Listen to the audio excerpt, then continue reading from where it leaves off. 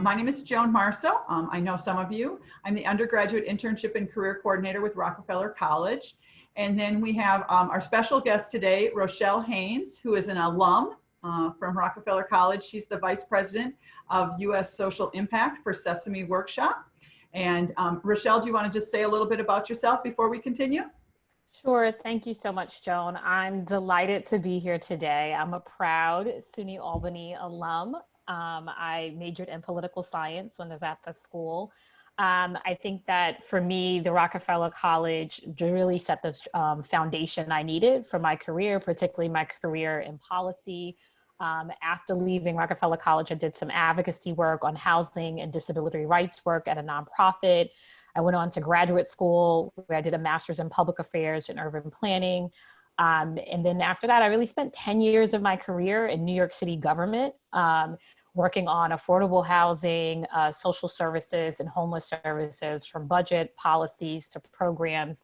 And then I found my way at Sesame Workshop, which was definitely an interesting pivot. But what I love is that I get to still work on issues that I care about, but from a different lens. And so with the social impact team, we are working on issues such as family homelessness and how do we put a spotlight on that. We're talking about the number of kids that are now in foster care, which is linked to the increase in parents dealing with their own addiction related to the opioid crisis. And so what I found really interesting is to come from this policy background, find my way at Sesame and be able to pivot and still advocate for the issues that I care about the most.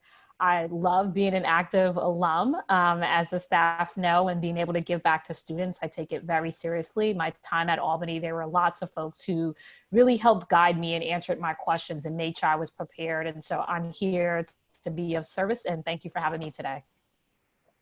Thank you, Rochelle.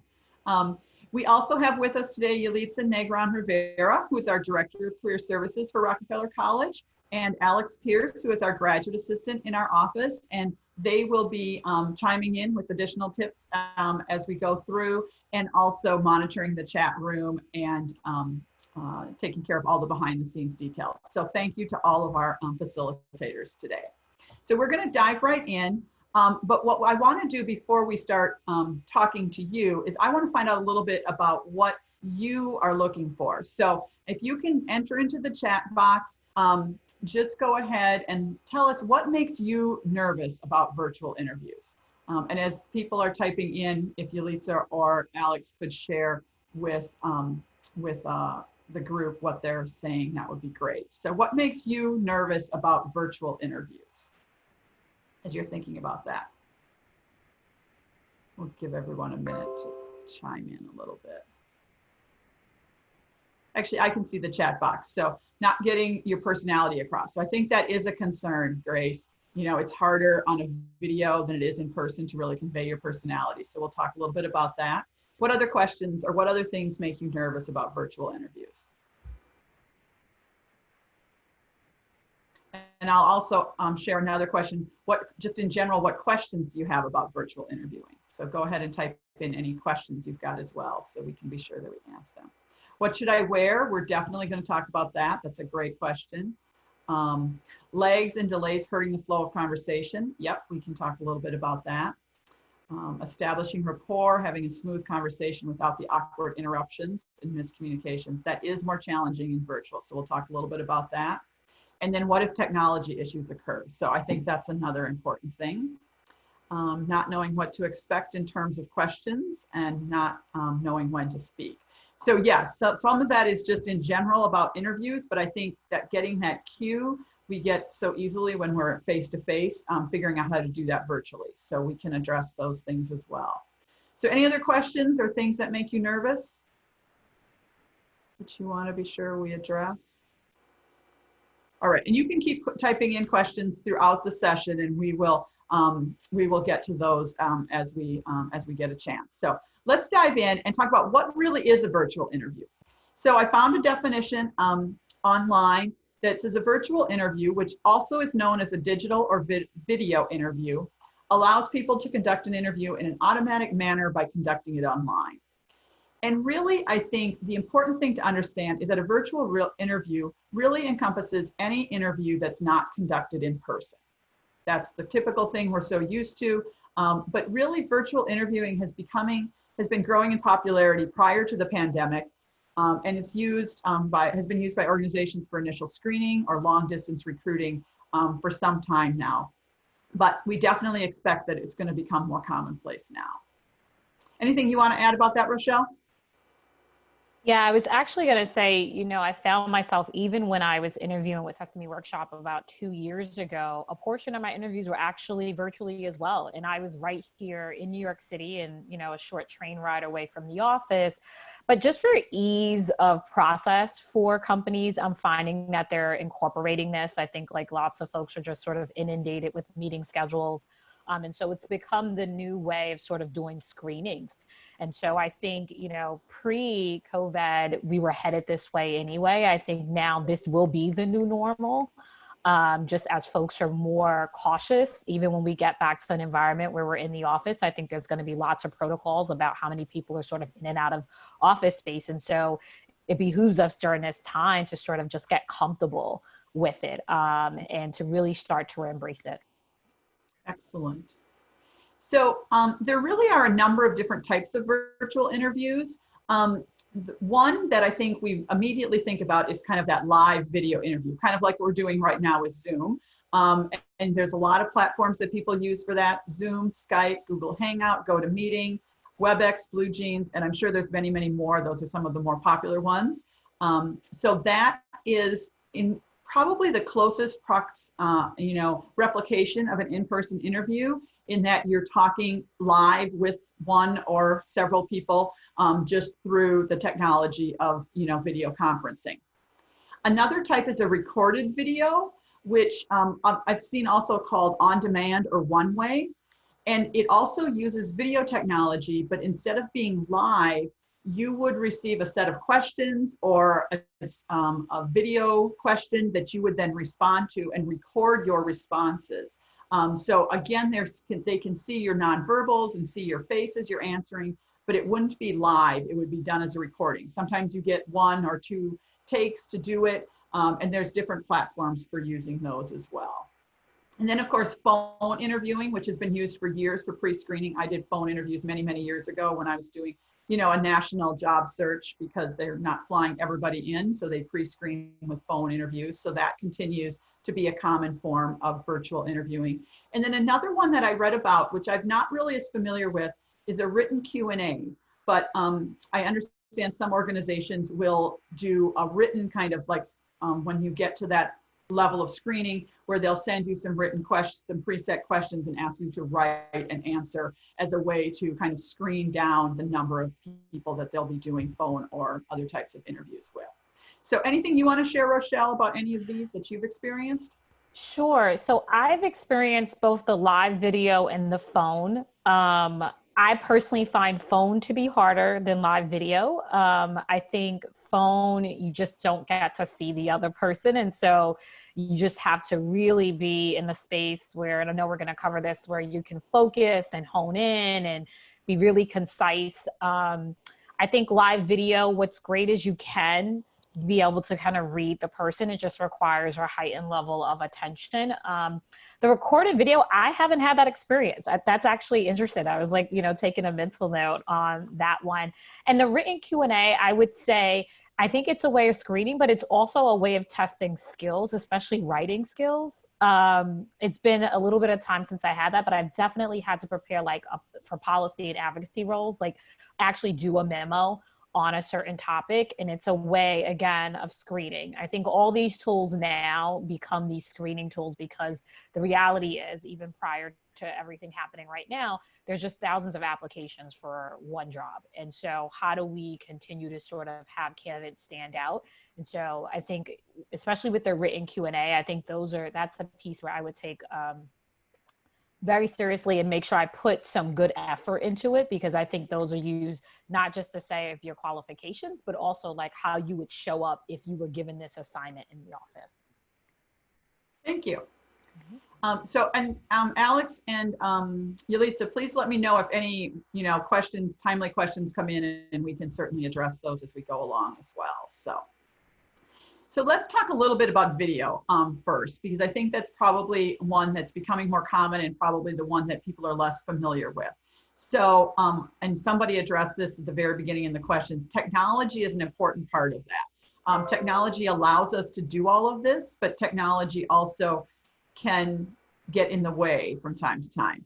So a few tips that we have in terms of technology. First, you're going to want to test the technology because every platform is different. I named off 6 of them. There's probably, 3 times more than that out there. And over the next few years, there's going to be even more. So you want to test the technology platform, be sure you can log in. You want to write down your login information if you have to set up a new account so you have that handy on the day that you're going to do the interview.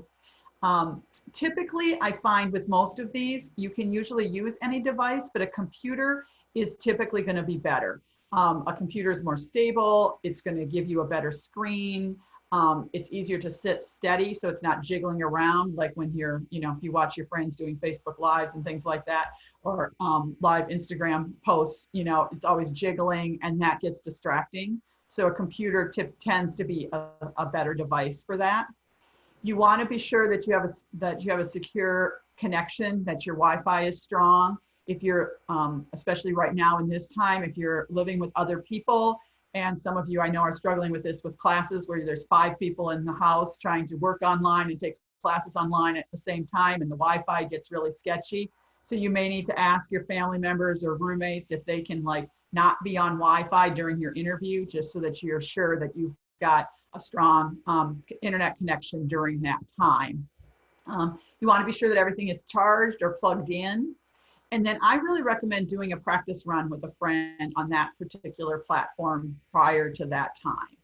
Rochelle, do you want to share some other tips?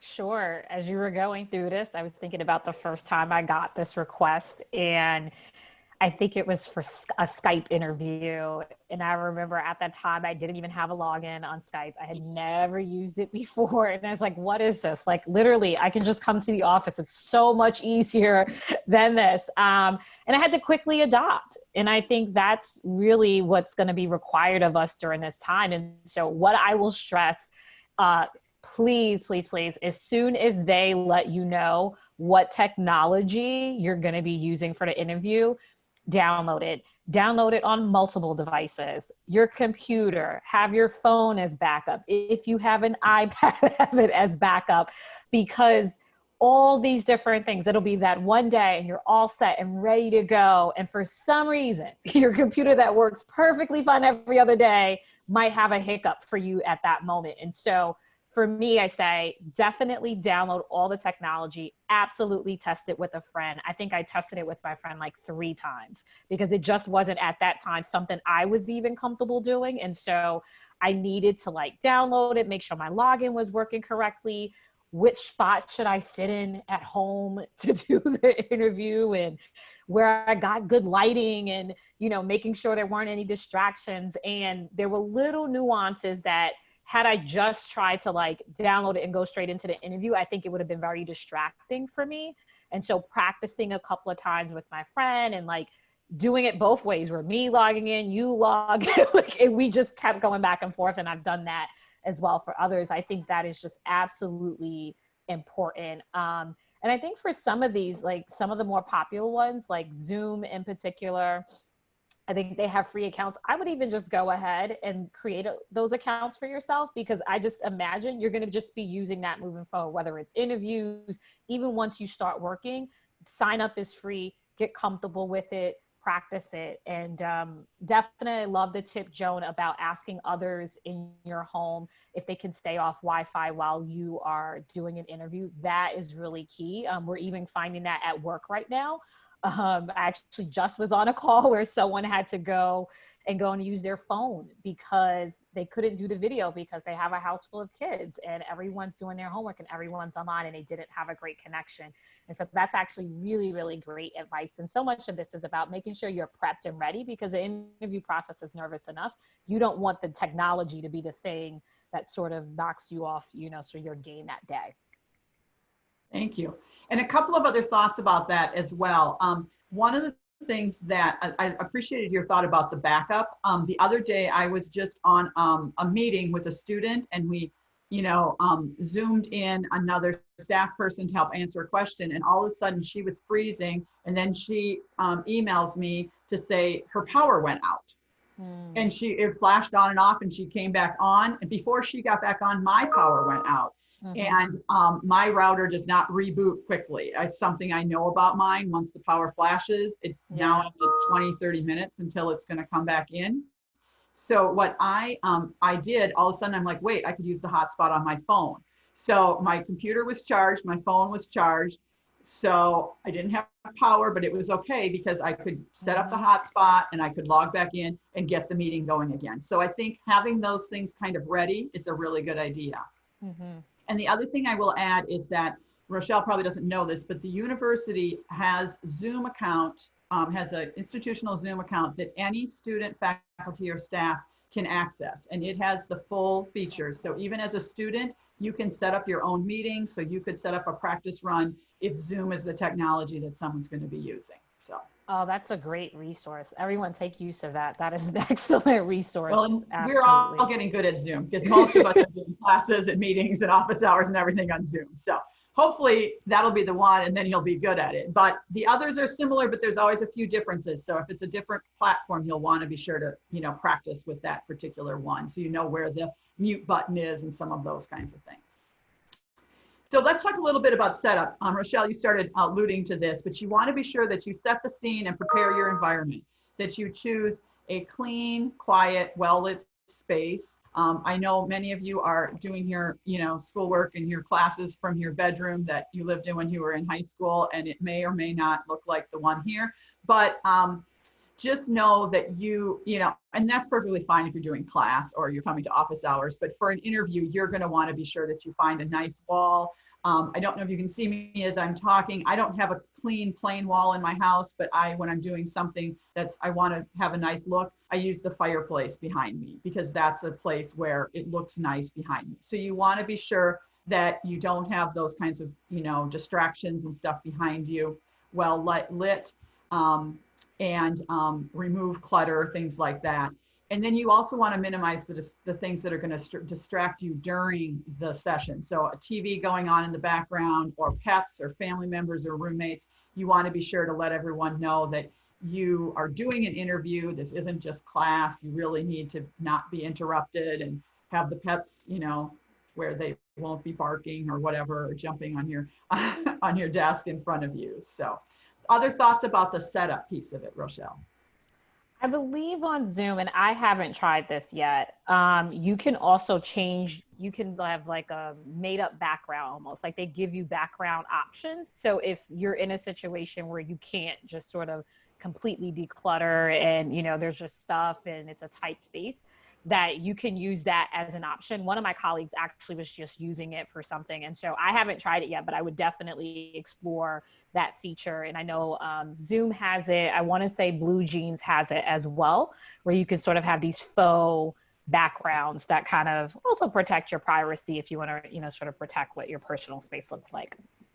Yeah, that's a great tip, Rochelle. And Zoom does have it. It's called a virtual background on Zoom, and you can do that. It depends upon your computer. I cannot do it on my computer. I have an older processor on my computer, so mine looks like this really freaky, weird floating head. That's not a good look. So you want to practice that ahead of time. Yes, definitely. But if it does, then you want to go with a simple background too. You don't necessarily want to have now a busy, crazy background. No. You're on the beach. Again, you want to represent the look. So maybe a nice, simple office background would be good. Yeah, definitely. Even though we all want to be at the beach, I think we still should put, a nice office plain background. I agree. Might not be the best message to be conveying in your interview. Fun for class, but not for an interview. So any questions so far that have come up about any of these things that we want to share, Yulitsa or Alex? There's not any questions, but one of the students had a good point of saying to make sure that you silence your email and phone notifications, just because the microphone on a lot of these platforms is so sensitive that it will pick up on those things. So that's just another good tip to have. It is a great tip, and I have to apologize that mine keeps going off, but I felt the need to keep my email open in case a student was trying to get into this workshop and couldn't. So my apologies for that, but that's a very good point. So thank you. Going on, other preparations. So someone did ask, what should you wear? You still want to dress for success because people are going to see you. And obviously you're going to want to wear something nice on the top. A jacket or some, professional looking, something similar to what you'd wear to an interview. But a good tip is to also, dress for on the bottom. Like I know that typically you're only going to see the top, but as Yalitza pointed out on a call last week, you never know what might happen when the computer gets knocked off the table and suddenly you can see everything. You don't want to be there in your boxer shorts or pajama bottoms with your suit jacket top. So. And you also want to, if you normally, wear makeup or whatever that you want to, do your hair, the gentleman sitting in the bed with his cat and his lunch in front of him where he hasn't showered clearly in 3 days is really not the look that you're going to go for. The other thing I would say is you want to have everything ready. So you're going to want to do all of the normal preparation that you would do for an interview, researching the organization and the position, matching your skills to the job description, preparing questions to ask them, practicing your elevator speech, all of those things. And then any notes, your copy of your resume or the cover letter you sent, the notes that you've prepared, you want to have those handy for you so that in the middle, you don't have to like get up and run to go get something. So Rochelle, what experiences would you like to share? Sure. For all the virtual ones I did, I still, especially the dress for success, I was dressed as if I was still in the office doing that interview. And for me, it was also just like mentally preparing myself, right? That way I stayed focused. I didn't feel casual in the moment. Like I knew I had to be sort of game face on. This is an interview. And so dressing fully, hair, the right outfit. I think like Joan said, doing all the preparation. I think just because it's video doesn't mean it's easier, doesn't mean it's not sort of the same level of seriousness as a face-to-face interview. And so I think actually taking the time to be prepared as if it was face-to-face is really necessary, particularly your elevator pitch. And because you're communicating that through a screen and through a phone and through a mic, it almost needs to be even tighter than it would even be when you're doing it face to face, because you can't sort of read off of that person. And so I would practice all those things. When you're practicing your technology, practice with that friend, that elevator pitch, which is usually the first 1 or 2 questions that get asked, which then sets the tone, because once you're kind of comfortable in that space, then the rest will flow really easily. And again, have all your notes, do all your prep, but definitely dress for success and be ready to come out strong from that elevator pitch once you get started. Yeah, and I always say that with any interview, the reason we tell you to practice that elevator pitch is because it usually is the type, those first questions tell us a little bit about yourself. And you're appropriately nervous when you start an interview, but if you have practiced those first couple of, what will typically be the first couple of questions, and then you can confidently do that, then that's going to make you feel more confident for the rest of the interview. And if you stumble on that first question or two, then it throws you off for the rest of the interview. So that's really why that's such an important thing to do. Yeah. And I know someone had mentioned also about personality. Here's where some of your personality can easily come out, right? You're going to talk about your experience, and you're also going to talk about your passion and how why you're qualified for that job. That's the perfect entryway to sort of show that and sort of demonstrate that. Excellent. Excellent. So let's talk about during the interview now. Some tips for that. So be ready early, just like for an in-person interview, you would show up early. You need to be ready early so that you can double check and make sure you've got everything ready, make sure your technology is working, things like that. One thing that obviously we would always recommend, but it's even more important in a video, is that you want to speak clearly and slowly and articulate. And especially if you normally speak fast, which I have a problem, so my apologies if I'm like blurring.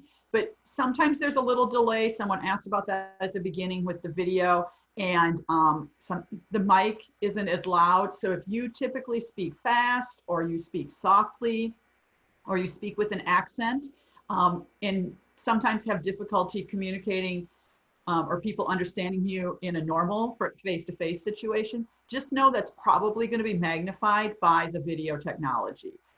So you're going to want to be extra cautious that you're speaking clearly and articulating and speaking slowly so that people can understand you. And you're going to want to watch your body language and your nonverbals. People are going to see that that's one of the advantages of video over phone, is that you really can convey through your body language, and you can read theirs. Again, there's sometimes a little delay and it's not quite the same as being in person, but you want to be sure that you are you're using your own body language and to help convey your messages, and then you're watching their nonverbals as well.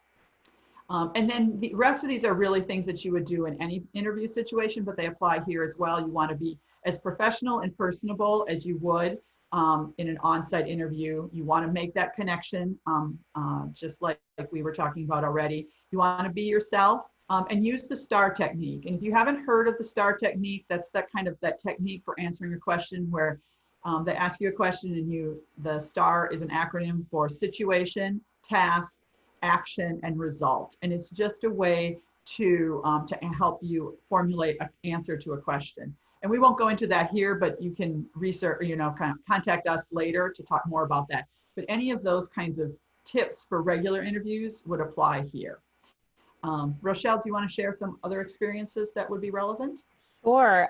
So I actually one time had a group interview that was actually on video conferencing, which was even, a little intimidating for me, because it's like, okay, not only do I have to focus on one person, I also need to make sure, and for me, I was going to be managing a team. So it was really important that I paid attention and engaged the entire team, even though it was video. And what was great about that for me was I realized I had to really focus because it was video, right? Like I didn't need any distractions around me. I had to focus. I had to slow down my speech because I tend to talk super fast, and so I had to be very deliberate.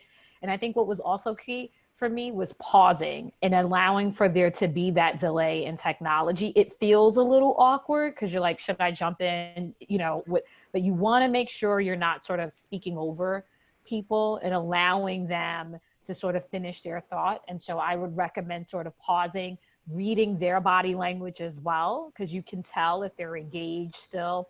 I think for us, and I actually even read this was like a tip for even for those of us that are now working from home as professionals, looking directly into the camera is a way of maintaining eye contact. Eye contact is still relevant, even if it's on video, right? And so not sort of being distracted and keeping your energy going. I did this actually with one person, and she was doing great, but I think probably just for her, after an hour of just like being on video, the attention span started to like wane a little bit. And so part of my feedback was, you know what, maybe take some notes on the side as a way to stay engaged, because it doesn't feel the most natural. You're kind of talking into a screen, right? And so think of things that will help you sort of stay engaged. You want to still keep your energy level up and going, because folks are going to be looking for that as well. Great. And a tip on the camera, if you forget, because I find myself looking at the person and their picture is not in the same place as the camera is. So sometimes if it's really important, I take a Post-it note and I draw an arrow and stick it right to the device, pointing at where the camera is. Like on a laptop, it's usually the top middle, so it's not quite as bad. But if you use a phone or a tablet, it's off center. It's not in the middle. It's off on the side. And so you're never looking at the camera if you're looking at the people. So it's really helpful to just put a little poster with an arrow to remind you, oh yeah, this is where I'm supposed to be looking now. So that's a great tip as well that I got from somebody else. All right. So after the interview, you're still going to do follow-up just like you would normally do. We always recommend sending a thank you note, typically an email within 24 hours, thanking them for taking the time to talk with you, reiterating your interest in the position, sharing anything. There's always that one or two things you wish you'd have said that you remember after it's over. You can include that in your thank you email. And then you want to take some time to evaluate. First, you want to evaluate your performance. And this is important with any interview, but I think if you're doing your first couple of virtual interviews, you really want to do that. think about what went well, what didn't go well, how could you do things differently the next time so that you can continue to improve your skills in that area. And then you want to evaluate the organization and the position. I mean, we didn't talk a lot about all of the other things that you do in an interview, but you're going to be asking them questions. You're going to be finding out about the organization. You want to then use this time to kind of evaluate, is this still a good fit? Does this sound like a position I'm interested in? Do I have any additional questions I thought of? And do that kind of evaluation as you wait to hear from them. And then, of course, the hardest part afterwards is the waiting. So things you want to share, Rochelle? I was going to say what I can stress the most on here is the power of that thank you note. That is by far, you know, the thing that has helped me stand out when I was interviewing. It helped me sort of reaffirm to the person why I was the right hire. It helped me to sort of always, I remember something I wanted to say later and I'm like, no, that's exactly why I'm right for this role. And I forgot to say it. I can reiterate it in the thank you note. And one of the reasons I want to share with you on a personal note, why this is so important to thank you. You never know what comes, even if that job doesn't work out, there could be other opportunities that come. And if you took the time to say thank you, people will remember. And so I'll share with you my job right now at Sesame Workshop. I had interviewed with them for a completely different role, probably, you know, a year and a half to 2 years before this current position came up. It was an operations role. It definitely wasn't the right fit, but I really enjoyed the interview and I enjoyed who I met with. And I sent a thank you note. And even when they came back and said, you know, we're going to go in a different direction, I sent a note and just thanked them for their time. Because again, I believed in the organization and what they were doing. Fast forward 2 years later, you know, this role that I currently have opened up, they were trying to fill it and they remembered me. And part of what I heard from HR, part of what I heard from the hiring manager was like, you're one of the few people who sent the thank you note. You're one of the few people who really, we could tell, you know, enjoyed the process and connected with us. And so, yeah, when this came about and we were thinking about what pool of candidates that we wanted to sort of pull in, we thought of you. And I think, and even myself, when I'm hiring now, you know, I notice whether or not the thank you note came in. You know, I know some folks think that sort of could be out of style. It is not out of style. It is what separates you from everyone else. You want your name to be at the top of their minds when they're thinking about that next round. And so that is the one big takeaway, the power to thank you note. Yes, definitely. I agree. So let's share a few. We've talked about a lot of tips, but I think that sometimes it's important to kind of highlight some of the mistakes, common mistakes. And some of these will be kind of the opposite of things we've talked about, but some of them might be some new. So I'm going to just start reading them and then chime in, Rochelle, if you have a funny story about any of them as well. So obviously showing up late is not a good idea at all. And that involves that's why being ready early is important, because the logging in time, those things take time. So if you start on time, you may still be late because of technology delays. The bad background, a bad camera crop or focus, that's another thing. That's why that practice run is so important, to be sure that your camera is focused properly. It's you're not too close to the camera, if you can see me now, or so far away that you can't see the person. You want to be, you know, like a good sized head in the middle of the screen so that they can see you. You don't want to be off center or off to the side. You want to be sure that all of that looks professional as well. Sitting in a messy room. Sitting in the dark. I've had that happen on a couple of classes with students. They're sitting in a room where it's like so dark, you can't really see their face. Again, in a class, I can get, you know, whatever. But in an interview, you definitely don't want to be doing that. Just throwing on anything. Again, we talked about the professional attire. Having nearby distractions. And really, there's two reasons the distractions are problematic. One is that what they're seeing is distracting to the person. So like if there was a big giant, you know, like funny looking teddy bear sitting behind your head and they kept focusing on that instead of you, that's distracting for them. And then if there's things that are going to pull your attention away, then you look distracted, that's going to be problematic as well. Anything so far you want to add, Rochelle?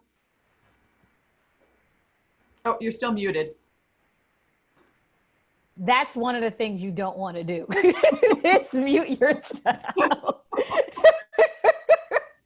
and I do it just in case, you know, I'm getting a package or something delivered and the bell rings on the phone. But I think one of the things, eating or drinking during an interview, I think, again, that's one of those things you want to be mindful of, not making sure that, you know, you're sort of reaching for things, and it can feel casual, right? Because you're in your space. And so being mindful of that, I think is really important. The one I was going to get to, it we haven't gotten to yet, is about the not smiling.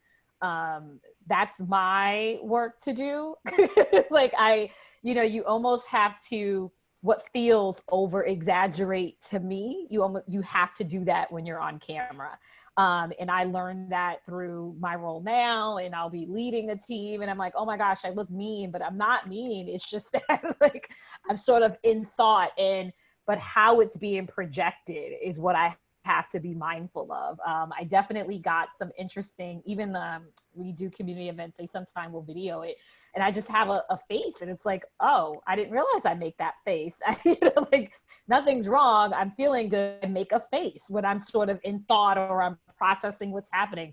9 times out of 10, I'm like running through my head a checklist of what's next and making sure things are in order. And so remembering to keep your smile and to like be bright, and even if it feels, again, this is totally be me, theatrical, it's probably better because you're communicating through something that doesn't allow you to be face to face with someone and you're not reading each other's energy. Yeah, that's great. I think one other one I want to mention, we talked about, you know, the technology issues, but that buffering connection, when you're getting that, like your Wi-Fi is not good. And I think if that happens, you know, you want to do everything you can to be sure that's not going to happen ahead of time and be prepared. But if it does happen, I think you need to just be honest, as you would with anything that happens in the middle of an interview, and just apologize and try to resolve it as quickly as you can, and don't let it throw you completely for the rest of the interview. Just like as if something else happened in an interview, you know, an in-person interview, we always tell you, don't, you know, resolve it as quickly as you can, and don't let it throw you for the rest of the interview, and just know that may happen with some technology issues. Some other tips here, multitasking, again, that's similar, you know, trying to do more than one thing. We get really good at that, or we think we're very good at that when we're like, you know, doing stuff from home, especially. But that's not at all going to make you look good in the middle of an interview. I thought these here, the not smiling, but also staring off into space. We talked about how to look at the camera, but that kind of, when you think, if you look off into space, and some of us naturally do that in person, but it looks weirder when you're on a video camera. Posture, also important, but you can see bad posture even if you're only seeing from head and shoulders. And sitting too still, which I think sometimes you have a habit of doing, and you might do that in an in-person interview, but on a video camera, it's magnified. And it really has you look like, you know, and that's why I put that picture on there, like you're in a police like lineup, you know, or you're being interrogated at a police station. So you want to be sure that you want to look professional, but you want to look natural. So you want to be sure that you're smiling and you're not sitting too still and not moving too much, you know, or staring off into space. All of those things get magnified when you're on camera and you're only seeing head and shoulders instead of your whole body. So we talked about that, watching yourself instead of the camera. We talked about that, focusing on, you think you're looking at their face, but you really need to look at the camera so that they see you looking at their face. And you can move around. You don't have to stare at it. So it's natural to kind of, you know, look from side to side, but you want to just not focus completely away from the camera for too long. Talking over the interviewer, Rochelle talked a little bit about that before, but that's an important thing to do, that pause. I thought this was interesting, and currently in our current situation, we're all trying to not touch our face so much, but if you have discovered, because now we're not supposed to touch our face, that you're the type of person who touches your face all the time, just know that that's much more noticeable when you're on camera, again, because people are only looking at your face the whole time and not your whole body. So that's an important thing to keep in mind. And then the last is, and I know I'm one of these people that, you know, I sometimes just rely on my beginner's luck. And this is not a time to do that, because there's just so many issues that can go wrong. You want to do that dry run through, you want to practice it, you want to be sure as familiar with the technology as you can be so that you don't have, you don't just try to rely on beginner's luck. Rochelle, anything else you want to add in terms of mistakes or? Yeah, I was going to say, there are definitely those interviews where I didn't prepare the way I should. And I will say, you will kick yourself afterwards. You will literally, I walk out and I say, if you had just spent one more hour, if you had just started preparing an extra day, you would have felt so much more comfortable. I think for me, it's always like, especially if it was an area where I sort of knew the topic of the organ, you know, some level of understanding of the work, I'd say, oh, well, I know this, right? Like I know this, but it's still different, right? Like it still requires a level of preparation. It still requires you to think in the context of what you're going to be doing. It still requires you to think about what value you're going to bring to the role. And so do the preparation, do the work. That way, when you walk out of an interview, you feel like you gave it your all. Like I could always tell when I prepared really well. And even if I didn't get the job, if I knew I prepared really well, then I felt, you know what, it is what it is. It wasn't meant to be. Something else is out there for me. But if I walked into something that I didn't take the time to do the work, to be prepared, oh my goodness, I definitely kicked myself. And you will definitely have moments like that. And I don't know about you, but my personality, they just like gnaw at me and gnaw at me and gnaw at me. I'm like, oh, you know, and so I'd say in now in many ways, you know, I think one, you know, I think you should be getting enough heads up from an employer when an interview is coming up that you can have the time to really prepare. I would carve out that time, and you want to make sure that you're ready and that you understand, research the organization, research your role, research the people you're going to be meeting with, right? I feel like all of us that are hiring these days, we have a digital footprint. Figure out, what do they care about? Where have they worked? What are their interests? Is there anything in common that you have with them that would be a great little nugget to work into conversation when you're interviewing? And again, all of this is, it may at times feel like over preparing, but when you walk into a room and you know you've done all that work, your confidence is going to show through.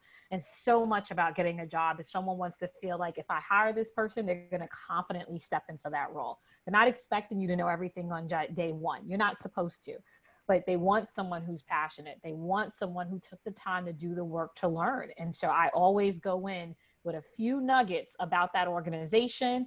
I read their like annual reports. If there's a strategic plan that they have, what do they care about? What are they signaling to the world that they're going to work on? And how do I weave that into discussion? So definitely prepare. You don't want to do the, I didn't prepare enough, and then you kick yourself, especially if the job doesn't work out. And I definitely have been there too. Like that is more than once. Like I definitely have been there. I feel like I've learned my lesson. And so I literally still prepare today as if the first job I was getting straight out of college. Like that does not change with seniority. None of it changes. I write out interview questions, like I answer them. I have like, you know, the typical questions. What are your strengths? Where do you need to grow? What's your 90-second pitch? I will still sit there and write out my response and practice it and say it out loud, because again, it's about having that confidence and being as sharp as you can be, because it is a very competitive job market. Yeah, thank you. Yes, Yeah. That really, I think, no matter what type of interview you're doing, that really is the bottom line thing that will make the biggest difference. So let's just share a few tips about phone interviews. Many of the things we talked about apply, but there are some things that are specific to phone interviews. Again, you want to manage your time. You want to be ready early. You want to choose a quiet location with no interruptions. Your background isn't going to matter in this case, but you definitely want a quiet location where there's no interruptions.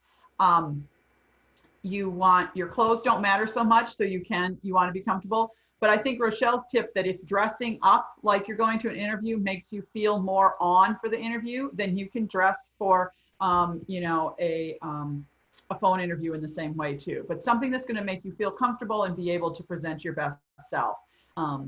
Make sure your phone is fully charged, so important on a phone interview. And also be sure you've got the appropriate technology. So, you know, earbuds or whatever that's going to make it easier for you to hear them and for them to hear you. You want to test that ahead of time with somebody else. No gum, it's a rule for all interviews, but if even on a phone, you can hear that. And smiling, I know we talk about it in video and we talk about it in person, but you can hear a smile over the phone. You can tell in the tone of someone's voice if they're smiling. So that is even crucial in a phone interview. And I've told students when they're doing phone interviews, if you keep forgetting to smile, put a Post-it note that says smile and put it on the desk right in front of you so that every time you look at that, at least every time you see the Post-it note, you smile. That's going to help a lot. Your tone and inflection in your voice, because you don't have other nonverbals, the only nonverbals you've got to work with is the tone and inflection in your voice. And you want to still engage in small talk, and you need to follow the lead of the interviewer, and that pausing to wait, all of that gets even harder in a phone interview. So it's really important to be conscientious of that. Rochelle, I think you said you did some phone interviews in the past. Do you want to have any other tips you want to share? Sure. With the phone interview, I feel like the one I wanted to highlight was tone and inflection, and really making sure, again, this is where your personality comes out. You want to sound alive and thrive, and you're energetic and passionate about what you're talking about. I think one time, because it was phone, I figured, oh, this is easier. So I just had all these responses kind of typed up. But then I found I sounded too rehearsed. I didn't sound natural because I was reading off a paper, because it was oh, they can't see me, so I can just read my answers. And that didn't come across as friendly and personable and natural, right? And so you want to prepare, but you don't want to, and it's great to have notes, that's the cheat sheet of a phone interview. You can have some notes. I would say just bullet points though. Right? You don't want to sound rehearsed and read your 90-second pitch because you're great, they can't see me, so I can read it. But then you sound like you're reading a book, and I'm so great to see you. And that's just, you're not robotic. Bring your personality to the table. And so with phone interviews, I think they tend to be shorter, which is great. It's usually a screening interview, usually done by, depends on the size of organization, like an HR department. You still want your 90-second pitch, but make sure you also remember your tone, inflection, and bring your personality. Don't feel because they can't see you can use the clutch of your notes at that moment, because you still want to sound unrehearsed as possible. Great, thank you. So we will be, I forgot to say this at the beginning, so we will be sharing these slides with you as well, so you'll have this, but these are some of the websites that I used as sources for all of the tips that we compiled today. So you'll be able to go and read, the full articles for more information on some of those as well. But this is kind of the end of our formal presentation, so I want to be sure to let you guys share some as well. Some of you may have done virtual interviews in the past. If you have some tips that you'd like to share, please do that. And while you're doing that, I'm going to have Alex put in a little survey to put that into the chat box as well. We'd love your feedback on this session, and let us know how we did and what other sessions you'd like to see in the future as well. So, and we'll include that in the follow-up email as well, but you can click on the link now in the chat box, or you can, click on the link in the follow-up email, but we would love the feedback. And I do want to be cognizant, we got a little bit of a late start. So I do want to be cognizant if anyone needs to leave. It is 1:30. You're welcome to leave. But for those who don't have to leave, please, if you have some tips that you'd like to share in the chat box, we'd love to hear them, and we'll share them with everybody else. And then we've got a couple of other resources that I want to share with you as well. So any tips that have been coming into the chat box, Alex? There's nothing at the moment. Okay. So keep typing. I'm going to move on to the next slide. But if you have any tips you'd like to share, please do that.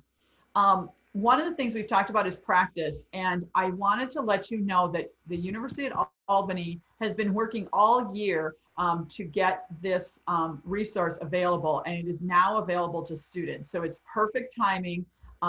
It's called Big Interview.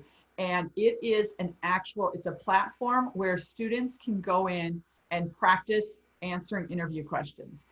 The website, you just go to the career website, which is down here, and click on the link for Big Interview. It's available to all UAlbany students. It's also available to alumni, For UAlbany students, you'll access it through the career website and use your single sign-on that you use for every other website. Alumni will get a temporary password and can change their password to access it. And it allows you to practice interviewing. So there will be interview questions and you can record the interview. So then you can see how you answer the questions. You can watch it later and see if you have nervous tics that you're doing, or if you're not looking at the camera correctly, those types of things. And there are general interview questions, and then there's also industry specific questions. It's a brand new platform. Yalitza and I have just started looking at it ourselves. We found out about it last Friday, so that it's available now. So it's very, very new, but it's something that you can go in and play around with and practice answering some interview questions, and then even record yourself so that you can actually listen back to it. And Kelly, did you want to say something, Kelly? Go ahead and unmute yourself. I did. I wanted to thank Rochelle. Obviously, this was a great talk. All of your tips were awesome. Joan, this was a really good thing for even me to hear, because I haven't interviewed virtually much before.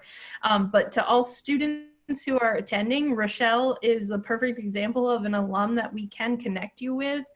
She's wonderful and always answers the call when we ask. So if you want to do a mock interview or just an informational interview, we have a lot of alumni who really love Rockefeller and they would be happy to talk to you. So I don't know if you want me to drop my email in the chat box, but if anyone wants to connect with alumni, you can ask Joan, you can ask Yalitza or Alex. Any of them can direct you to me, but I'll just drop my email in there too if anyone wants to reach out to any alums. Yeah, and I would just add, you know, and to be honest, like when I was a student, I did not make use of enough of these resources. I really, really wish I did. I had to, after I left the comfort of the, you know, university community, sort of pull together what I needed. And so if there's anything I want to share is that, you know, the folks here are so committed to all students being successful. Alumni like myself, we are committed to you guys being successful as well. Like I love having the opportunity to connect with you, but make use of all the resources. Sign up for all the courses that are going to help you sort of think through your career choices. How do you prepare for interviews? Connect with alumni. Like even if you don't have it all, you don't have to have it all figured out to talk to us, right? Like I think that we love folks to just come and ask questions. That's how you learn. And it's easier to do this, trust me, in the comfort of the university community versus trying to sort of piece these things, these resources together for yourself. Once you're out into the world and you're working full time, it feels harder to sort of find the time to do this sort of really thoughtful process of making sure you're the best that you can be and getting all these resources and showing up well. And so if I can implore anything is please, please, please make use of all the resources that are available to you because these are the valuable tips that will last a lifetime. Excellent. Thank you, Rochelle. And are there any last questions? Are there things that you wanted to be, you know, either follow-up questions based on things we shared or questions that you had at the beginning that we've not answered yet? We'll give you a minute or two to go in and type any additional questions that you might have. I know some of you had to leave. A couple people said they had to go to class, but anyone who's still left, please feel free to type in any questions here. And if you're listening to the recording later, and we're no longer live, know that you can reach out to Yalitza or myself, and we're happy to answer questions and point you in the direction of other resources as well. So Alex, have any questions come in? There's nothing at the moment. Okay. So then I just want to, and you keep typing if you're still typing your question, that's okay, but I want to let you know that we do have a couple of info sessions coming up in the next week or two as well, but in our actual virtual career series, we've got one more workshop scheduled for next Friday at this time, 12:30 to 1:30 next Friday, on how to boost your LinkedIn profile. And as we've mentioned in a couple of our other sessions, now is a great time to really be cleaning up and magnifying your digital presence as you're, you know, kind of getting ready for, we're waiting a little bit to see what happens with the job market. That's something that can be a really good use of your time right now. So join us next Friday for the how to boost your LinkedIn profile, and watch the, it's listed on Handshake, so you can register there and watch the e-newsletters that'll be going out later today to both grad and undergrads. That'll have the link in there as well. Any questions that have come in? Nope, not yet. All right. And I do want to just share again our contact information. If you do have questions, rockefellercareer.albany.edu and the office phone number, which we're monitoring as well. You can reach out to us personally, but feel free to reach out, come to our virtual office hours if you have questions. But we're really glad that you joined us today. I'm going to stop sharing my screen just so we can see everyone's face again. Excellent. I do want to take a minute to thank Rochelle again for joining us today. We really appreciate you taking the time, such great real life experience to share. We love that. And thank you. Kelly is our Director of Alumni Affairs, who joined us and shared a few tips as well. And thanks for staying to the end. Any last questions? Any last words you want to share, Rochelle? No, this was great. Again, good luck with the interview process and job search. And like Kelly said, she knows I'm more than happy to help. So if you want to connect with me for informational interview purposes, I'm happy to do that. If you want to connect about more interview tips, I'm happy to do that as well. And you guys are great. And please make use of the resources that are available while you're there in the comfort of the community of a university. That's all. Excellent. Thank you so much. Thank you so much, Rochelle. Thank you all for coming. Thanks for helping with the chat box, Alex. And we will, as I mentioned, we'll send the recording and the follow-up handout and things like that. So you'll have those resources as well. So thank you so much and have a great day. And hopefully we'll see you on the session next week. Bye, everyone. Bye.